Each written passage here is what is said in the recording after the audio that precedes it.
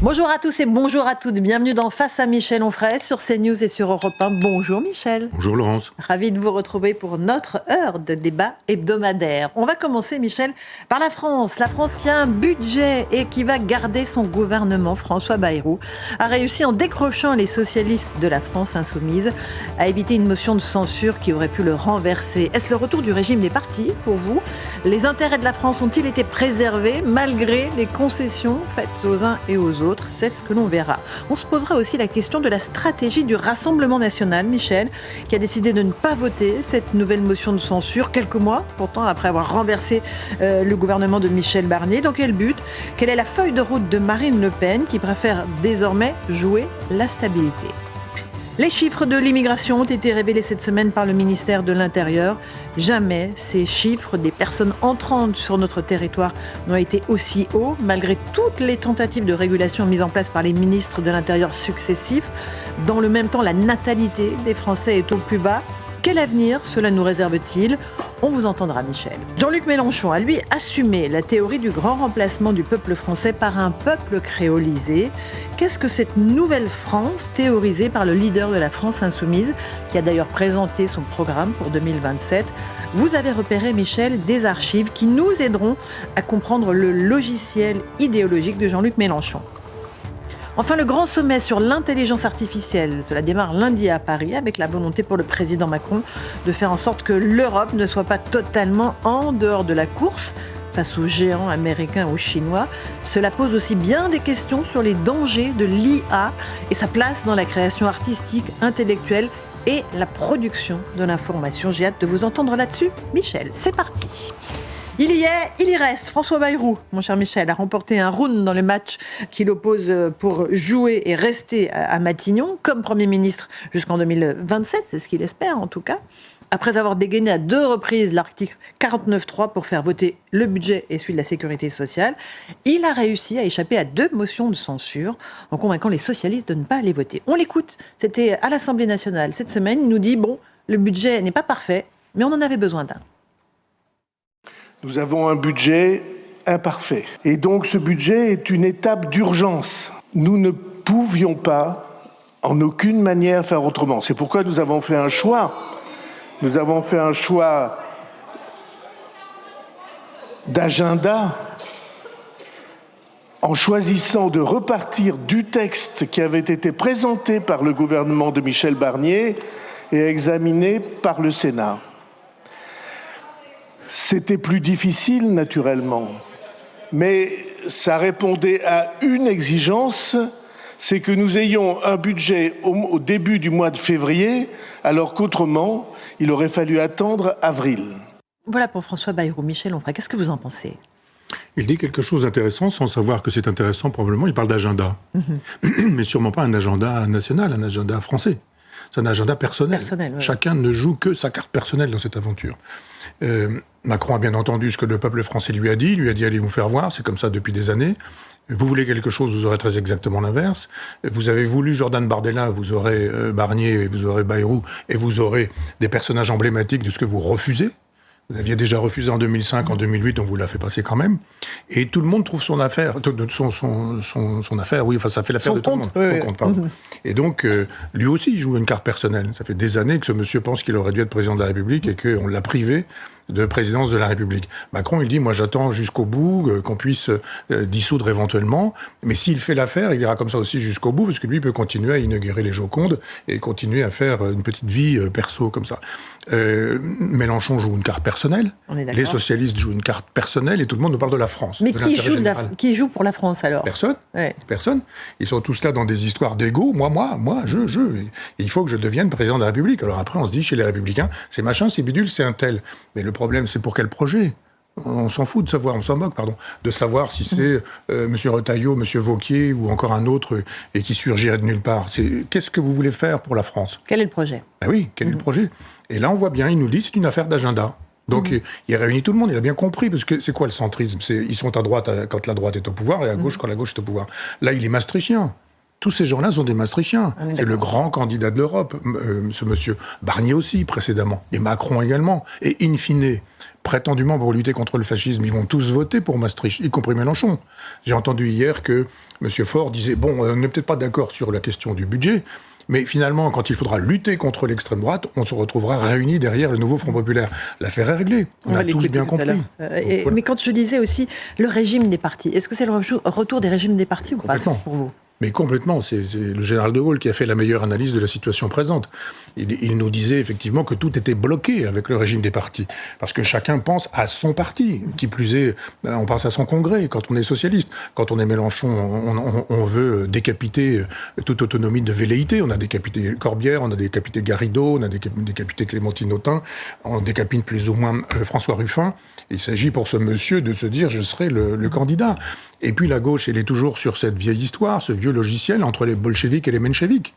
Les bolcheviks qui se disaient majoritaires, c'est l'étymologie de bolchevique, et les minoritaires, c'était les mencheviks, alors que c'était pas le cas. Les bolcheviks étaient minoritaires, mais sémantique de l'époque.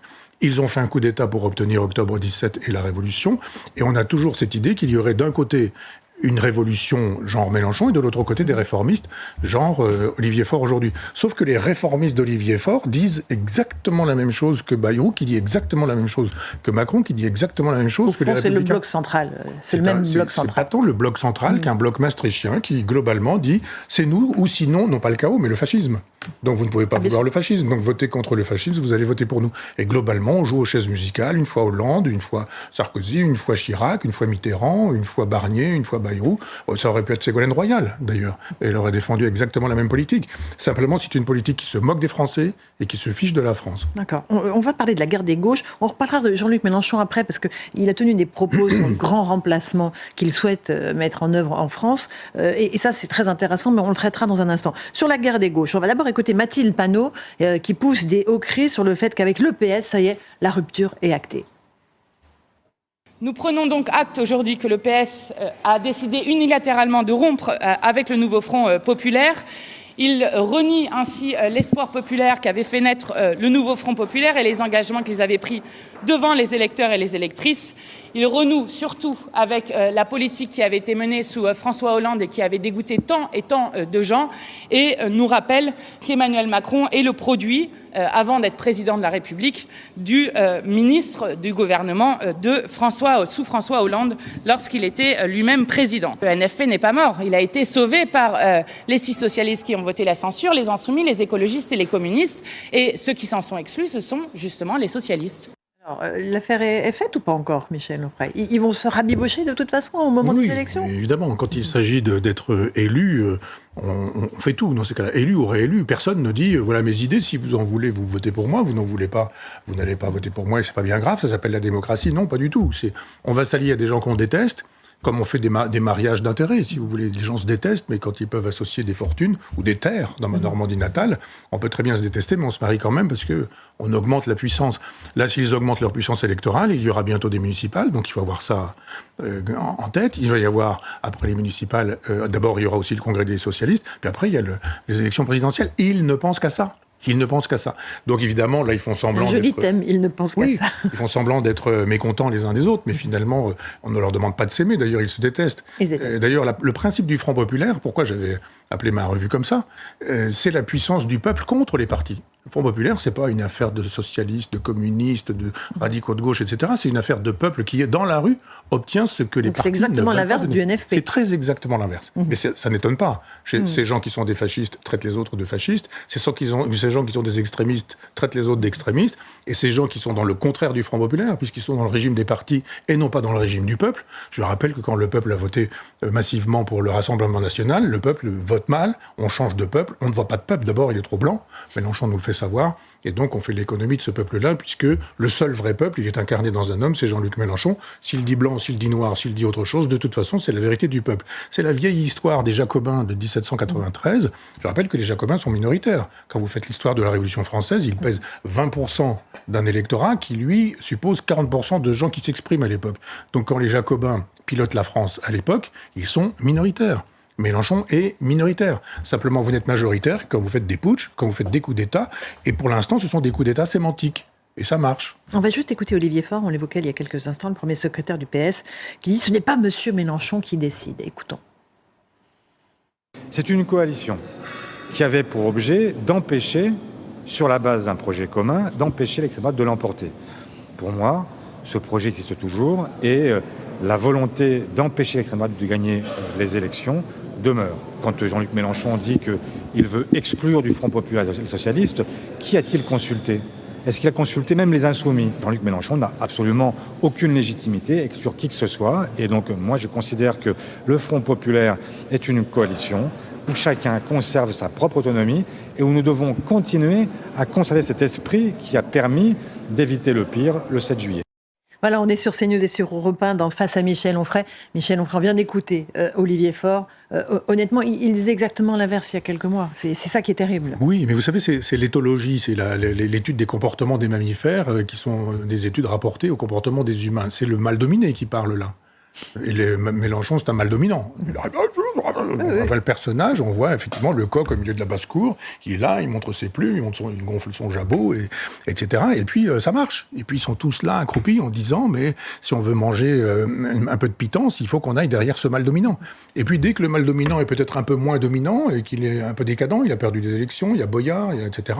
Là, d'un seul coup, on fait semblant. Et puis dès que le mal dominant revient et regarde le mal dominé, il lui dit « mais dis donc Faure ». Faure dit « oui, pardon, j'ai rien dit, c'était juste pour rire. Je parlais, évidemment, tu comprends bien, aux militants de mon congrès, il faut qu'ils puissent me réélire, parce que moi, je suis un compagnon fidèle, bien sûr. Quand je serai réélu, tout ce que je dis dans les médias, là, finalement, on passera à autre chose, parce qu'il y aura le fascisme, il faudra le combattre, hein, et quand il faudra le combattre, on sera copains, et Mélenchon dira « oui, bien sûr, c'est ce que j'avais cru entendre ». Et puis c'est comme ça que ça va se passer. Évidemment. Donc là, on a la posture du mal dominé, qui est là, il dit « mais monsieur Mélenchon, il commande rien du tout ». Bien sûr que si, il commande tout. C'est lui le mal dominant, donc c'est lui qui fait la loi. De la jungle. Un tout petit mot avant de parler de Jean-Luc Mélenchon et de ses propos sur le grand remplacement, sur la stratégie du Rassemblement national, qui a décidé là de ne pas voter ces motions de censure, alors que le budget, honnêtement, est quasi le même que celui de Michel Barnier, que le RN avait fait chuter. On va écouter Jordan Bardella, qui était sur notre antenne. Écoutez. Nous étions au mois de décembre. Nous sommes aujourd'hui, au mois de février. L'année est déjà engagée. Au mois de décembre, le budget qui avait été présenté par Michel Barnier était un budget encore plus dangereux pour nos compatriotes, pour la croissance économique, pour nos entreprises, puisqu'il prévoyait notamment d'alourdir de 40 milliards d'euros les prélèvements obligatoires. Et encore une fois, je veux dire, moi je ne suis pas dans la majorité. Nous avons le premier groupe à l'Assemblée nationale, nous sommes le premier parti d'opposition, le premier parti de France. Nous avons une responsabilité à l'égard des Français, mais nous ne sommes pas au pouvoir. La censure, encore une fois, c'est pas un jeu. La censure, c'est un outil institutionnel, c'est l'arme nucléaire sur le plan institutionnel qui doit être utilisé pour protéger le pays. Donc, de responsabilité que vous faites. Oui, c'est un choix de responsabilité. Michel Onfray, vous êtes convaincu par les arguments de Jordan Bardella ? Non, pas du tout. Lui aussi, il a un agenda électoral et pas du tout un agenda national. Il y a quelque temps, il trouvait que ça avait des vertus, la censure. Maintenant, ça n'a plus de vertu. Pourquoi ? Pas pour la France. Ils sont tous là en train de prendre la France en otage. Et les Français vont dire, mais tout ce que nous faisons, bien sûr, c'est pour le bien des Français. On va leur permettre une facture, un allègement de leur facture d'électricité. Oui, d'accord. Mais il y a toujours cette idée du est-ce qu'on est prêt pour aller tout de suite à la bataille électorale ? Est-ce qu'on est prêt pour les municipales ? Est-ce qu'on est prêt pour une dissolution ? Parce qu'effectivement, si on dit un coup Barnier, un coup Bayrou, et puis qui après ? Ségolène Royal. Et puis on va recommencer. Jusqu'à quoi ? Jusqu'à quand ? Jusqu'à quel résultat ? Donc là, on laisse faire. Ça va marcher pendant un certain temps, le temps que ça durera, le temps que l'affût de canon met à rafraîchir ou à se refroidir. Et puis après, on ira à la bataille qui sera la bataille présidentielle. Mais pour le coup, ces gens-là sont dans des logiques de parti. Leurs agendas sont tous... Personne n'échappe à ça. Leurs agendas ne sont que des agendas électoraux. Et dictés par les échéances électorales. Le cas Mélenchon. On va s'arrêter un peu sur le cas Mélenchon. Parce que cette semaine, il a assumé, Michel, le grand remplacement en France au profit de la créolisation de notre pays. On va l'écouter et je suis très intéressée de savoir ce que vous allez répondre. Oui, monsieur Zemmour, il y a un grand remplacement. Oui, monsieur Bayrou, il y a un grand remplacement. Quel est ce remplacement ? Ce remplacement, c'est celui d'une génération qui vient après l'autre et qui ne ressemblera jamais à la précédente. Voilà pour Jean-Luc Mélenchon, le grand remplacement. Ça vous surprend dans la bouche de Jean-Luc Mélenchon ? Non, pas du tout. Que ça. Je pense avoir été un des premiers à avoir dit que le grand remplacement, c'était la version de gauche, la créolisation, pardon, du grand remplacement. Donc, je l'ai dit dans l'art d'être français, je l'ai dit précédemment, ça va bien, maintenant tout le monde le dit, mais je dis, c'est quand même étonnant. Maintenant, la chose est clairement dite, donc tout le monde a compris que la créolisation, c'est le grand remplacement de la gauche. Donc, le grand remplacement, c'est la droite, donc c'est pas bien, mais quand le grand remplacement, ça s'appelle la créolisation, c'est la gauche et c'est formidable. J'avais même d'ailleurs, à l'époque, dans l'art d'être français, raconté d'où venait ce concept. Il vient d'Édouard Glissant, qui dans un livre qui s'appelle Le Tout Monde, mais dans d'autres ouvrages, a théorisé cette créolisation. Il dit très précisément, Édouard Glissant, la créolisation, elle devrait pouvoir se faire sans violence. Mais il se fait que dans l'histoire, elle ne s'est jamais faite qu'avec de la violence. C'est lui qui le dit. Il théorise la créolisation et il dit, ça devrait se faire sans violence, mais pourtant ça se fait avec de la violence. Pour l'instant, dans l'histoire, il n'y a pas eu autre chose. On a envie de lui dire, tu pourrais peut-être modifier ta théorie. Si tu dis que ça pourrait être sans violence, mais que pour l'instant, il n'y a eu que de la violence, c'est qu'assez probablement la créolisation emportera la violence. Il ajoute par la suite que sur une des plages de la Méditerranée, Édouard Glissant a vu des méduses, et que ce qui l'intéressait, c'était une société de méduses. Je rappelle que... C'est pas exactement ce que dit Mélenchon, c'est ce que dit Glissant. Si, il le dit, parce que finalement, il ne parle pas de méduses. Il n'a peut-être pas lu toutes les thèses de Glissant sur la créolisation et sur la fameuse théorie des méduses, mais l'idée qu'on puisse faire de la méduse, quand même un animal au moins urticant. Je ne parle même pas de la méduse à défaut cube, d'être cortiquée. Oui, la méduse cube qui, elle, est mortelle. Je rappelle, avec des filaments qui font jusqu'à 8 mètres. C'est-à-dire, imaginez que des bestioles qui sont des bestioles dangereuses, qui sont des bestioles urticantes, et qui sont des bestioles qui n'ont pas l'air d'avoir grand vie sociale, qui sont réduites à pas grand-chose, et l'idée que ça puisse servir de modèle de société, on se dit, mais où va-t-on ? Où va-t-on ? Que par la suite, ils s'en viennent nous expliquer que de fait, une génération, ça suffit. Mais voilà quelqu'un qui ne pense pas au-delà de 30 ans. Évidemment, il ne pense pas au-delà de lui-même. Mais si on pense en termes de civilisation, il faut penser, c'est 1000 ans. Le général de Gaulle disait, mais moi, ça fait 1000 ans que je vous le dis. Donc lui, il est juste en train de dire, une génération arrive, elle a une trentaine d'années, quoi, et puis une autre la remplace. Mais qu'est-ce qu'il imagine ? Que les relations entre la génération qui arrive, la génération qui est, la génération qui vient, ça n'existe pas. Ouais. Que lui, il n'a été éduqué par personne, qu'on lui a pas appris à lire, à écrire, à compter, à penser peut-être, qu'il a eu des instituteurs, il a eu des parents qui l'ont nourri, et qu'il n'est rien sans ce qu'on lui a donné, sans la transmission, personne. Les reptiles sont des animaux qui, quand ils arrivent au monde, sont tout de suite efficaces. Vous avez un serpent qui sort de son œuf et de la coquille, eh bien, immédiatement, il a du venin, il peut vous tuer, il peut manger, il peut se reproduire, etc., etc. Les sauriens, donc les serpents, sont prêts à ça. Nous, il nous faut du temps. Dès qu'on sort du ventre de la mer, on a besoin d'être aidé des années. Donc, on a besoin de la transmission, on a besoin des anciens qui n'ont pas réinventé à chaque fois le langage. Et on a transmis le langage parce qu'on l'avait appris. Donc, c'est pas vrai qu'une nouvelle génération chasse l'autre et que toute génération invente tout. Non, c'est faux. Non, mais ce qu'il veut dire, c'est une nouvelle France Bien sûr. avec une population remplacée par une autre. Écoutons-le, vous avez trouvé une archive qui date de 2013 dans laquelle il assume aussi, selon vous, le fait de ne pas aimer les Français. On l'écoute. Je ne supporte plus de vivre autrement que dans un endroit où les gens sont mélangés. Donc j'habite à Paris, dans le 10e arrondissement. Je ne pourrais pas habiter dans le 6e ou dans le 7e.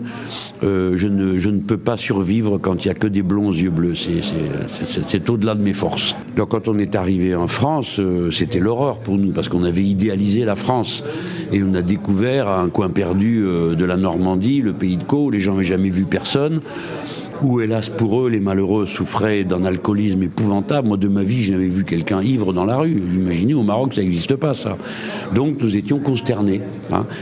Et donc, personne ne parlait aucune espèce de langue étrangère. Imaginez-vous, la France des campagnes était extraordinairement arriérée par rapport au Maroc des villes. Casablanca était une ville plus moderne que Clermont-Ferrand. Voilà, alors ça doit vous faire bondir, Michel. Mais tout est dit. La haine du blanc, la haine du français, la haine de la province, du normand, mais aussi des gens de Clermont-Ferrand. Et puis cette espèce de célébration des villes toujours. Hein. Qu'est-ce qu'il imagine qu'il faut comparer ce qui est incomparable ? Il faut comparer des villes marocaines avec les campagnes normandes, mais qu'il compare les campagnes normandes avec les campagnes marocaines, et on verra la différence. Donc il faut arrêter, en plus de ça, de mépriser systématiquement les gens. On ne peut pas faire de la politique si on méprise les gens, une partie de l'humanité, en les traitant de fascistes, de nazis, Sarkozy, les gens. Si le général de Gaulle voulait réunir tout le monde. Quand il arrive au pouvoir après la guerre, il dit sauf les collaborateurs, parce que ça paraît évident, ils sont eux à l'époque le pouvoir de l'étranger, la main de l'étranger, et on compose avec tout le monde, y compris avec Thorez, le pacte germano-soviétique, y compris avec Mitterrand, la francisque, etc. Donc si on veut arriver au pouvoir, on dit allez, je vous aime pas forcément tous, mais au moins il faut qu'on fasse un groupe commun. Puis après, il y a des gens qu'on n'aime pas parce qu'ils sont partis de l'étranger. Jadis, ceux qui ont collaboré avec l'Allemagne. Il y a aujourd'hui un parti de l'étranger qui nous fait savoir que le Maroc, c'était de toute façon beaucoup mieux que le pays de Caux. Ou qui nous font savoir aujourd'hui, Rima Hassan, que l'Algérie, une pensée pour notre cher Boualem Sansal, c'est la Mecque de la liberté. On se dit, mais on rêve ou quoi? Donc oui, évidemment, si les gens qui n'ont pas de mémoire, pour le coup, une méduse, là. C'est la mémoire de la méduse, effectivement, c'est un peu ça.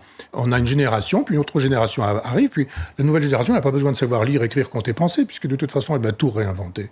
Elle n'a pas besoin de transmission, puisque de toute façon, elle inventera tout elle-même.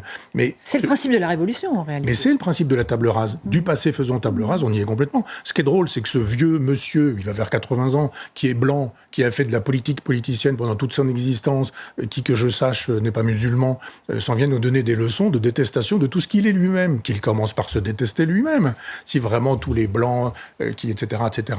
Donc cette détestation, elle rencontre aujourd'hui des gens qui disent « mais ça nous va très bien, cette détestation ». Et cette haine, c'est une force révolutionnaire. Et il entretient cette force révolutionnaire parce qu'il sait bien qu'il n'arrivera pas au pouvoir par les urnes. Il sait bien.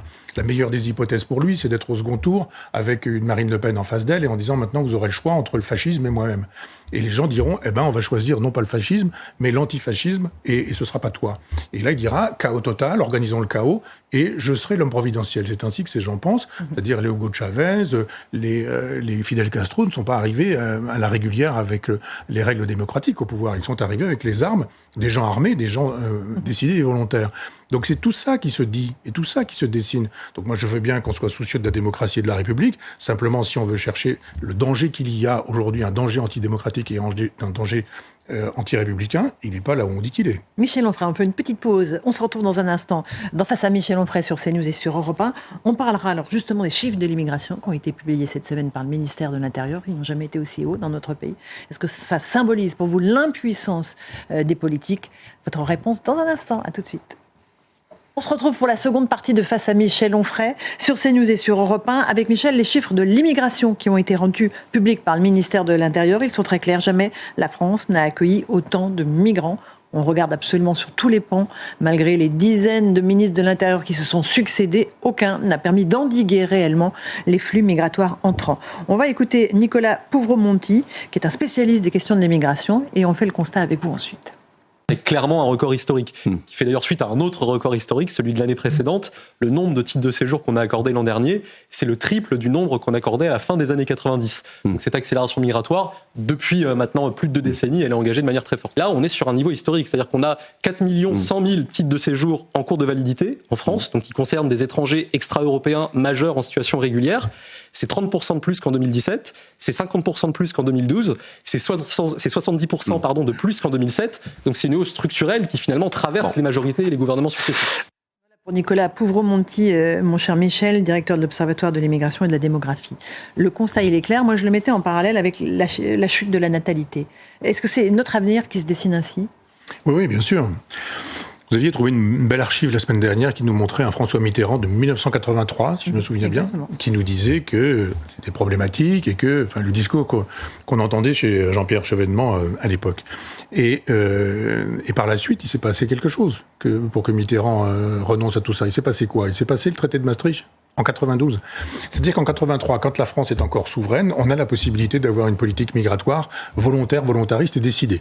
On peut accueillir, on peut accepter, on peut expulser, on peut faire le nécessaire pour bien accueillir les gens qu'on accueille, on peut intégrer les gens qu'on accueille, etc. Une politique migratoire est encore possible. En 92, elle n'est plus possible. Donc il faut arrêter de croire qu'on peut faire des mouvements de menton en disant il y a qu'un, il faudrait, si j'arrivais au pouvoir, etc. C'est l'Europe qui décide. Nous ne sommes plus souverains. Et l'Europe, elle veut ce flux migratoire, qu'il soit submersif, qu'il soit invasif, qu'il soit grand remplacement de Zemmour ou grand remplacement de Mélenchon. C'est voulu par l'Europe. L'Europe, elle veut ça. Elle veut une espèce de nettoyage total en disant fin des nations, fin des peuples, fin des souverainismes nationaux. Et un grand marché. Et un grand marché. Et effectivement, c'est tout à fait ça. Le projet, c'est ça. On veut des consommateurs, des individus qui ne sont distingués que par leur propre subjectivité, de couleur, de sexualité, de préférence sexuelle, de religion, etc., mais qui vont consommer.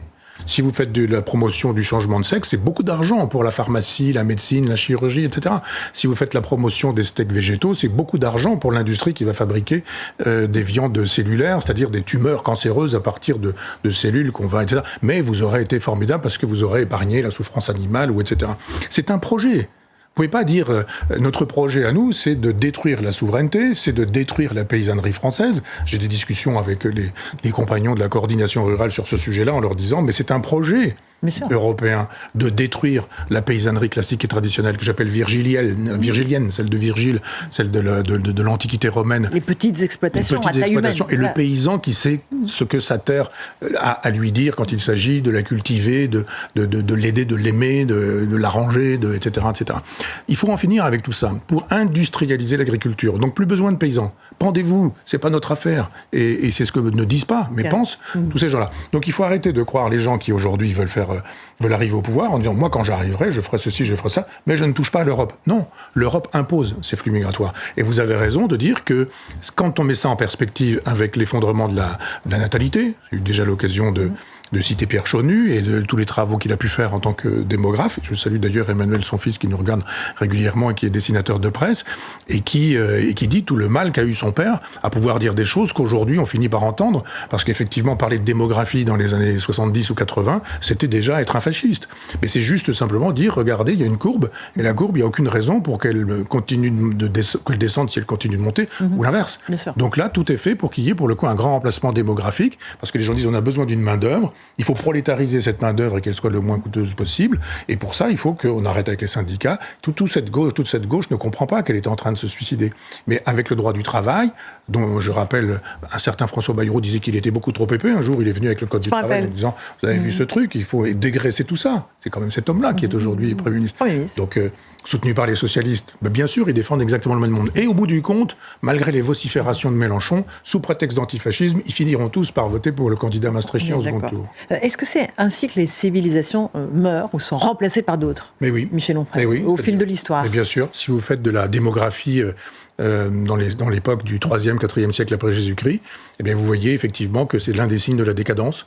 D'abord, une immigration massive dans les armées impériales, je parle pour le coup de l'Empire romain, et cette idée que n'importe qui peut être citoyen, les valeurs de Rome ont disparu, celles qu'on appelait les valeurs des vieux Romains, le Caton, c'est-à-dire l'époque de la République, pas du tout l'époque de l'Empire, c'est-à-dire 5 siècles avant l'Empire, en gros. Enfin, du moins, pas le 1er, le 2e ou le 3e siècle, si vous voulez. On est dans cette période-là. Et la démographie nous renseigne. Et tous les démographes, aujourd'hui, sont détestés par Libération, par Le Monde, etc. Il y en a qui sont dans l'idéologie c'est pourquoi je vous parle de Libération, etc. Mais qu'il y en a d'autres, effectivement, qui depuis des années sont bien seuls, mais nous disent les choses justes. Ils nous disent, mais de toute façon, demain, après-demain, il va se passer ça. C'est-à-dire, c'est la météo des peuples, si vous voulez, la démographie. On dit, demain, il va pleuvoir, demain, il va faire beau, demain, il y aura un peuple, demain, il n'y aura plus de peuple, demain, il y aura un peuple remplacé, demain, il y aura un peuple remplaçant. Et c'est pas très compliqué, c'est même plutôt scientifique, ça, pour le coup. On va parler de l'Algérie, parce que il y a eu la semaine dernière, on n'en a pas parlé, Michel, une interview particulièrement agressive, violente du président Tebboune à nos confrères de l'opinion, à l'égard de la France, agressive bien sûr, dans laquelle le président algérien disait le climat est délétère, nous perdons du temps avec le président Macron, et surtout, et c'est ça qui vous intéresse, à propos de Boualem Sansal, que ce n'est pas un problème algérien, c'est un problème pour ceux qui l'ont créé. D'autres cas de binationaux n'ont pas soulevé autant de solidarité. C'est une affaire scabreuse visant à mobiliser contre l'Algérie. Qu'est-ce que vous pensez de ces propos du président algérien ? D'abord, cette détestation de la France et des Français qui fait qu'il n'est même pas capable de comprendre que Boualem Sansal est franco-algérien. Donc quand il nous dit que c'est, je sais pas quoi, une espèce de... C'est pas un problème algérien. C'est pas un problème algérien, non, c'est un problème français. Et c'est même un problème franco-algérien, si on veut. C'est un ressortissant français. Et donc, c'est un citoyen français. Mais je sais qu'avec Macron, il ne fait pas bon être citoyen français dans les geôles du Hamas, dans les geôles iraniennes ou dans les geôles algériennes. Là, finalement, on ne veut pas fâcher la rue, comme on dit, la rue française. Et là, pour le coup, on veut bien sacrifier quelque écrivain ou quelque intellectuel ou quelque individu dont on pense qu'il ne va pas contribuer à faire la politique de la France. Mais simplement, on est toujours dans des logiques de mal dominant. Et Emmanuel Macron, devant M.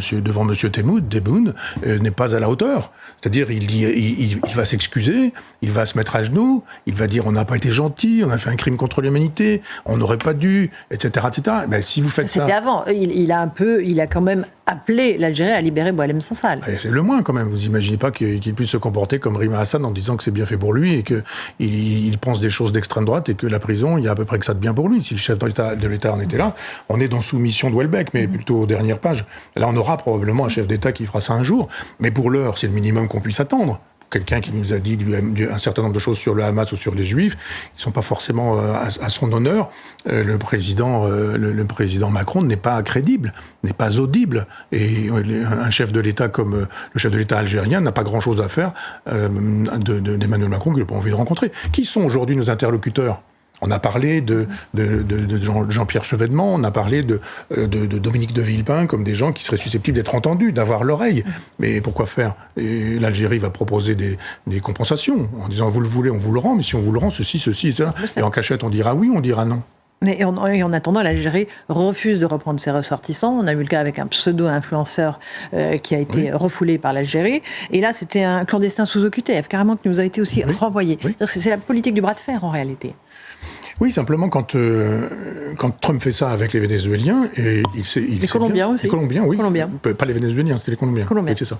Quand il fait ça avec les Colombiens, il doit savoir qu'il n'y a pas des Colombiens qui sont sur le territoire américain, qui serait une espèce de 5e colonne, prête à déclencher des hostilités armés, peut-être, ou avec des couteaux, contre la France ou les Français. Donc il n'a pas cette perspective-là, le président Trump.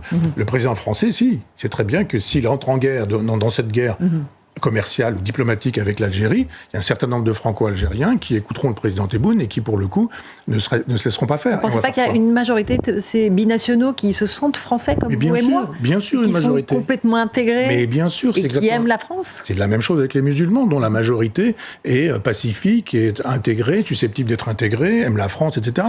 Mais ce sont les minorités qui font l'histoire.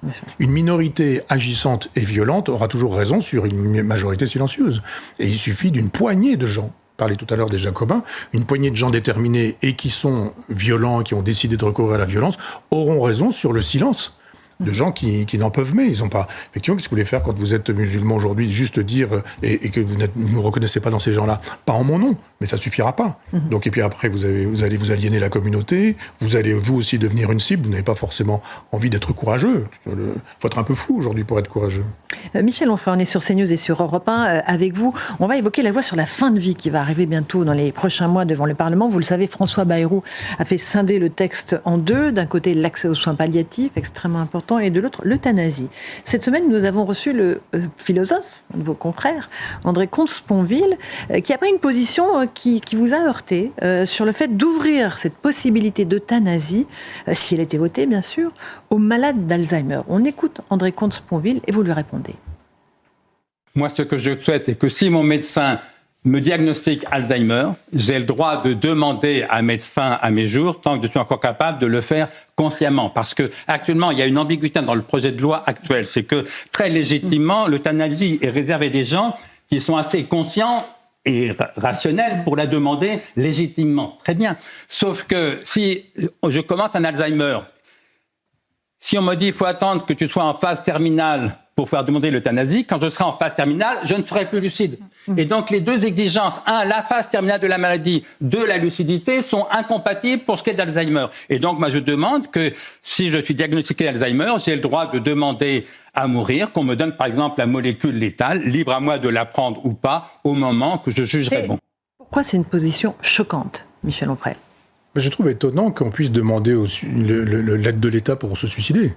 Que la question, elle est, si on a une maladie d'Alzheimer qu'on vient de vous annoncer, vous êtes dans la possibilité de mettre fin à vos jours. Donc il se met dans le cas où vous n'avez plus toute votre tête et finalement vous voudriez quand même avoir la pilule létale. C'est ambigu, il a l'air de dire c'est au départ quand ça m'arrive, mais alors après, si on dit à mes papis il est Alzheimer et puis il y a un héritage, etc., c'est le danger de l'eugénisme. Voilà, on éjecte tous les indésirables de la société. C'est la question de l'eugénisme. Je ne parlerai pas d'André Comte-Sponville, dont j'ai trouvé très étonnante sa prise de position pendant le Covid, où il disait « moi je suis vieux, je peux mourir, place aux jeunes, etc. » Il a commencé communiste et il est dans l'ultralibéralisme aujourd'hui en disant finalement les gens qui sont inadaptés à la société, je sais qu'il soutient Macron par ailleurs, mais il y a les gens qui sont rien et les gens qui ont.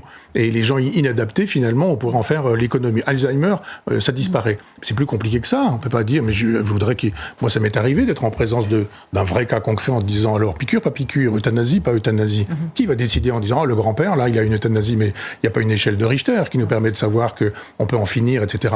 Et puis, vous avez ce que j'ai appelé le droit de la contradiction, pour utiliser la formule de Baudelaire. C'est-à-dire, vous pouvez défendre l'euthanasie toute votre vie, puis quand ça vous arrive et que vous avez la mort en face, là, juste ici, on vous dit, ben voilà, maintenant, c'est dans 3 ans ou c'est dans 3 semaines, juste dire, non, je voudrais aller jusqu'au bout. C'est pourquoi je trouve que ce que fait Bayrou, en permettant les deux, c'est intéressant.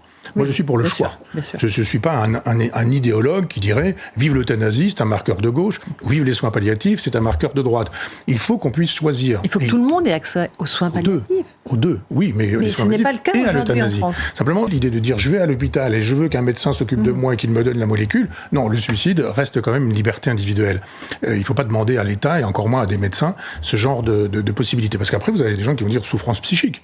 Il y a des gens qui disent, moi je déprime depuis trop d'années, c'est une souffrance physique. Mais c'est le cas, il y a déjà des cas en Belgique. Bien sûr.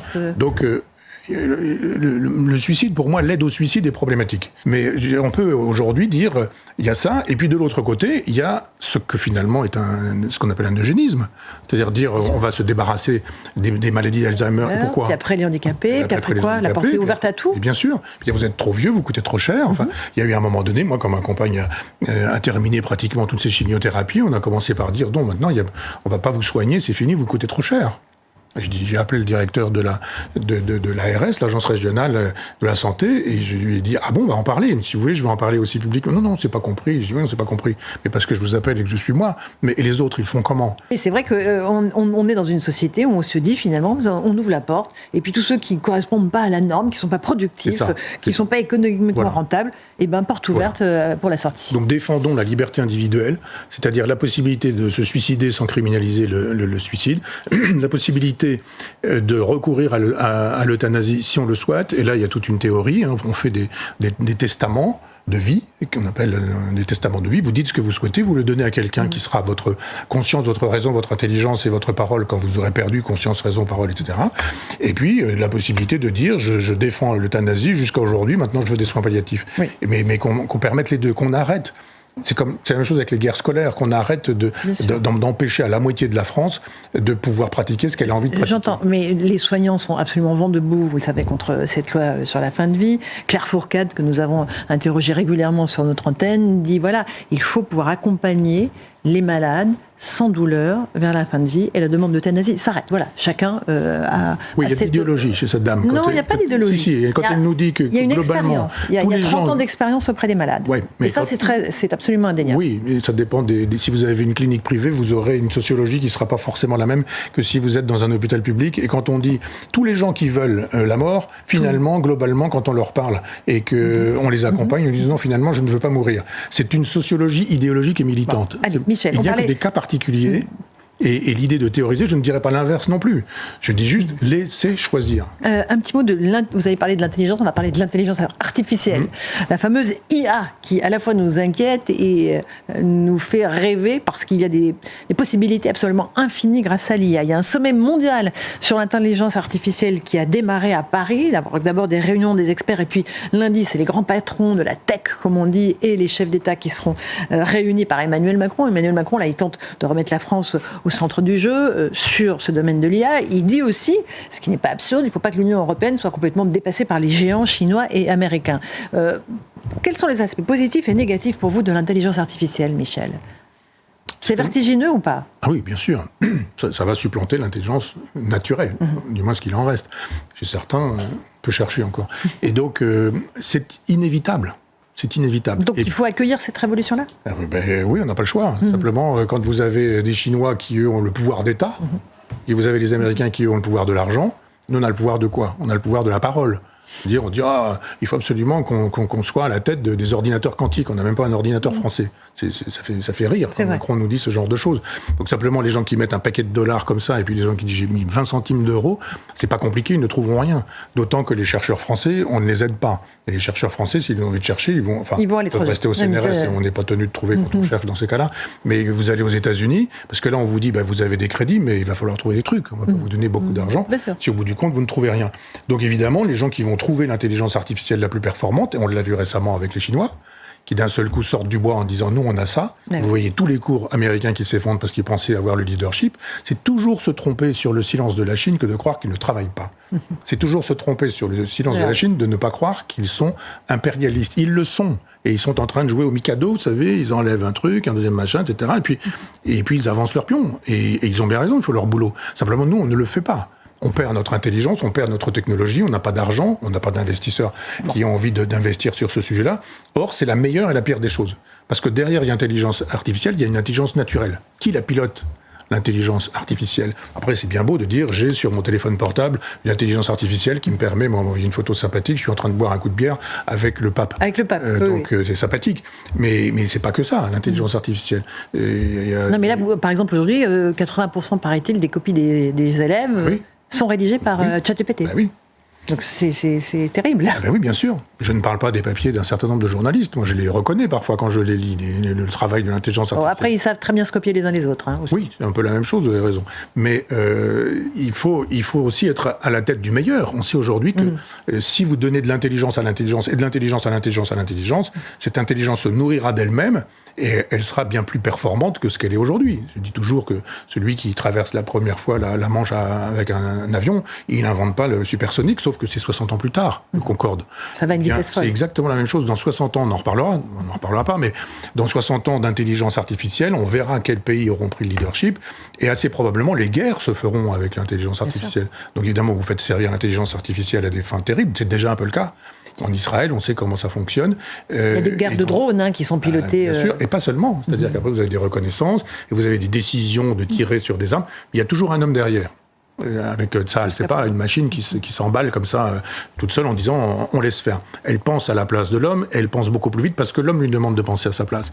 Et on va pouvoir trouver un certain nombre de molécules ou de médicaments. C'est-à-dire l'intelligence, au sens étymologique, c'est l'art de mettre en relation des choses qui sont a priori sans relation. Une intelligence artificielle, elle sera toujours plus performante parce que le cerveau, pour l'instant, il est limité. Alors que l'intelligence artificielle, elle deviendra à un moment donné illimitée. Et le premier qui... Et il est périssable, le cerveau. Oui, et le premier qui dira à l'intelligence artificielle développe-toi par toi-même, prends ton autonomie. Et ça arrivera, évidemment que ça arrivera. Bien sûr. Il y a déjà des choses, moi je ne sais pas si on doit porter crédit à ce genre de choses, mais il y a déjà des analyses qui disent que les intelligences artificielles sont capables de se connecter dans le dos des hommes pour inventer des langages qui leur permettent de sauver ou de sauvegarder leur être, de persévérer dans leur être. Si ça n'est pas la définition de la vie, ce genre de choses. Et puis le jour où on permettra aux vivants et aux mécaniques, c'est la définition du rire chez Bergson, le mécanique plaqué sur du vivant, mais de fonctionner ensemble, un ordinateur quantique et des neurones, et bien là, on verra ça. Ça s'appelle déjà Neuralink, et c'est déjà Elon Musk qui travaille sur ce sujet-là. Et quand il vous aura mis une petite pièce juste posée comme ça, l'équivalent d'une puce comme ça numérique, et que vous aurez la possibilité de piloter les humains, on vous dira, oui, mais c'est pour prévenir des maladies, d'Alzheimer, justement. On dira, mais là, on est capable de les prévenir. On dira, bah oui, c'est formidable. Vous étiez tétraplégique, et ça vous permet de marcher. C'est le cheval de Troie. Tout le monde dira, bah oui, je veux ça, j'en veux. Puis à un moment donné, on dira, oui, mais on pourra vous permettre de penser correctement aussi. Alors il faudra, on vous dira, écoutez France Inter tous les matins, mais jamais CNews. Europe 1, nous on écoute Europe 1. Voilà. Mais Michel, c'est une question de civilisation, là encore. Là, c'est une civilisation, plus qu'une civilisation, c'est quasiment un monde qui va disparaître. Ah, bien absolument, c'est la prochaine civilisation. C'est-à-dire, c'est pas, y a pas un grand remplacement maghrébin ou arabo-musulman en Europe qui est problématique. C'est pas ça le problème. Le vrai problème, c'est effectivement le remplacement de l'homme par la machine. C'est le règne du post-humain. Ça se passe tout de suite en Californie, mais ça se passe aussi en Chine et probablement en Inde également. Et sûrement aussi en Russie, encore qu'ils sont assez doués pour copier beaucoup plus que pour inventer, souvenez-vous du Tupolev et du Concorde, mais il y a un moment donné où une intelligence artificielle surgira et détruira les autres intelligences artificielles. C'est une guerre commerciale, mais c'est une guerre civilisationnelle. Celui qui pilotera l'intelligence artificielle, si c'est une intelligence artificielle chinoise ou américaine, ou indienne, bah évidemment, vous piloterez. Et ça ne sera pas une intelligence européenne, alors ? On est des nains mais oui, dans cette compétition-là. Oui, on a vu avec Bernard Arnault l'autre jour, dès que vous avez des gens qui inventent, on dit il faut les taxer. Donc si vous commencez par dire moi je voudrais inventer, on vous dit mais vous allez d'abord commencer par donner de l'argent. Les patrons parfois ils mettent de l'argent pour inventer. Et ils inventent parfois des vaccins, ils inventent parfois, enfin tous les gens de la tech, ils ont inventé d'abord dans leur garage un ordinateur, la puce était française d'ailleurs, je me rappelle, on a perdu ça. Hein. La carte à puce. Oui, absolument. Le Minitel était français, c'est-à-dire qu'à une époque on inventait des choses, maintenant on n'invente plus rien, c'est-à-dire on prend tout ce que les Américains nous donnent. Et si on voulait vraiment mettre de l'argent, ça ne suffirait pas en France. Il faut qu'on ait des chercheurs, qu'on les soutienne, il faut une espèce de patriotisme scientifique.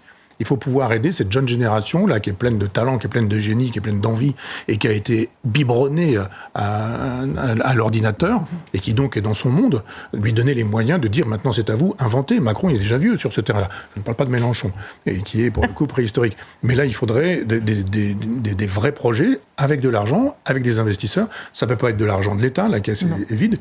Et les investisseurs français, ils n'ont pas envie d'investir en France. Ça me paraît évident sur ce sujet-là, puisque les autres ont déjà 10 km d'avance sur une course de 100 mètres. Michel, en tout cas, vive l'intelligence naturelle, celle que vous déployez chaque semaine. Continuons à développer avec des livres, avec de la lecture, avec des bibliothèques. Écrivons, et incitons nos enfants à écrire à la main, et pas seulement sur les ordinateurs, pour mémoriser. Le livre. Merci beaucoup, Michel. Bonne journée à vous sur CNews et sur Europe 1.